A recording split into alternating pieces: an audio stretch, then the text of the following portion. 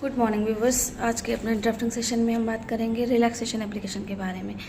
Relaxation यानी कि ज़मानत की शर्तों में कुछ बदलाव करना, कुछ मॉडिफिकेशन करवाना।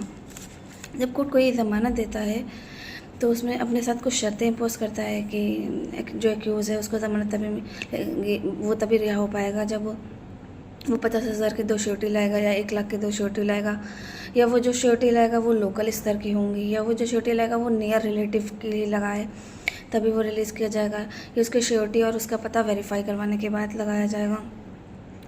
तो इस तरह की कुछ शर्तें इम्पोज करी जाती हैं जिसके कारण कभी कभी ऐसा होता है कि एक्यूज़ रिलीज़ नहीं हो पाता है, क्योंकि या तो वो लोकल का रहने वाला नहीं होता इसलिए लोकल श्योरिटी अरेंज नहीं कर पाता है, या इतना सक्षम नहीं है फाइनेंशियली, इतना इंडिपेंडेंट नहीं है कि वो 1-1 लाख की 2 श्योरिटीज़ लेकर के आ पाए।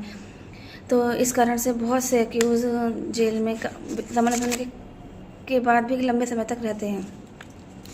तो इसी को समस्या को देखते हुए माननीय सुप्रीम कोर्ट ने 2023 में एक जजमेंट पास किया जिसे in re policy strategy for grant of bail कहते हैं।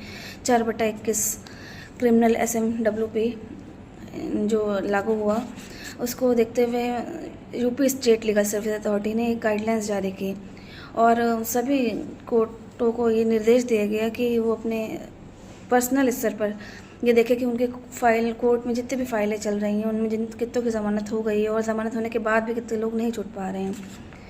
तो जब इस तरह की कोई समस्या आती है तो हम एक एप्लीकेशन कोर्ट में देते हैं, या तो कोर्ट से नोटिस संज्ञान लेकर के उस पर काम करते हैं, या फिर एक एप्लीकेशन उनका काउंसिल देता है कि और कोर्ट को सारी स्थिति से अवगत कराया जाता है कि ज़मानत तो हो गई है लेकिन ज़मानतदार ना लाने के अभाव में हमारा एक्यूज़ अभी तक जेल में रह रहा है। तो इस एप्लीकेशन की ड्राफ्टिंग के बारे में आज हम बात करेंगे आपसे। तो इस एप्लीकेशन के लिखने के लिए सबसे पहले आप एज यूजल सारी एप्लीकेशन की तरह एक जो रिटन फॉर्मेट होता है वही यूज़ करेंगे। ऊपर कोर्ट का नेम होगा, फिर पार्टी डिटेल होगी, कि फिर वर्सेस स्टेट ऑफ यूपी अगर आप स्टेट ऑफ यूपी में हैं या जो भी स्टेट है आपका। उसके बाद हम साइड में केस का रेफरेंस देंगे, केस का क्राइम नंबर, केस का नाम, अंडर सेक्शन, पुलिस स्टेशन और डिस्ट्रिक्ट का नाम। उसके बाद हम एक हेडिंग डालेंगे application for relaxation in the bail bond. फिर हम रिस्पेक्टेड सर लिखेंगे या फिर श्रीमान जी लिखेंगे। फिर हम पहला पैरा ये बनाएंगे, प्रस्तुत एक्यूज़ जो है जिला कारागार में इतनी तारीख से निरुद्ध है तथा उसकी ज़मानत माननीय न्यायालय द्वारा इस तारीख को इतने अमाउंट की श्योरिटी पर दी गई थी। फिर हम दूसरा पैरा ये बनाएंगे कि जो है ज़मानत होने के इतना समय व्यतीत होने के बाद भी एक्यूज़ अभी तक जेल से रिहा नहीं हो पाया है। फिर हम तीसरा पैरा ये बनाएंगे कि जो है माननीय न्यायालय द्वारा वो डायरेक्ट किए गए जो अमाउंट है उससे श्योरिटी लाने में एक्यूज़ सक्षम नहीं है, क्योंकि वो अत्यंत गरीब है या उसका कोई पैरवी करने वाला नहीं है, वो ये दूसरे जिले का रहने वाला है, या अगर कोई लोकल श्योरिटी की शर्त माननीय न्यायालय ने इम्पोज की तो हम ये बताएंगे कि वो दूसरे जिले का रहने वाला है तो वो लोकल श्योरिटी नहीं लेकर आ पाएगा, तो आप ये शर्त हटा दें। या फिर उसका कोई नियर रिलेटिव में इतना सक्षम नहीं है कि वो इतनी अमाउंट की श्योरिटी ला पाए तो हम अपनी श्योरिटी का इंतज़ाम किसी दूर के रिश्तेदार से करवाएंगे या बाहर के बंदे से करवाएंगे, जान पहचान के दोस्त से करवाएंगे, तो आप ये नियर रिलेटिव वाली शर्त हटा दें।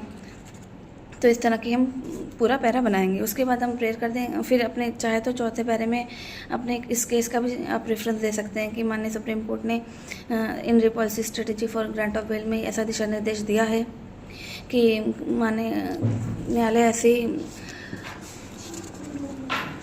कि जो है ऐसा दिशा निर्देश दिया है कि माननीय न्यायालय ऐसी शर्तें इम्पोज ना करें।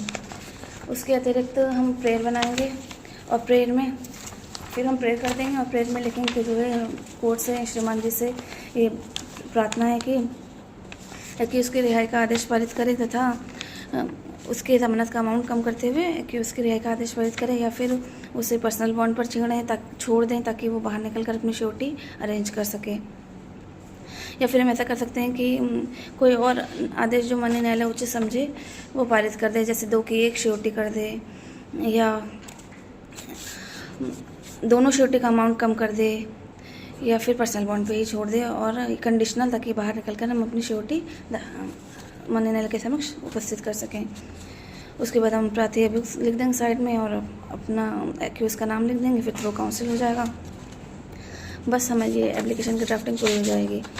तो 2 तरह से हम रिलैक्सेशन करा सकते हैं, एक CRPC की धारा 440 में और आपका होमवर्क ये है कि आप ये बताएं कि BNSS में किस धारा में ये रिलैक्सेशन जाता है। उसके बाद हम एक जजमेंट के थ्रू ये सुप्रीम कोर्ट के भी रिलैक्सेशन कराते हैं। आज के लिए बस इतना ही।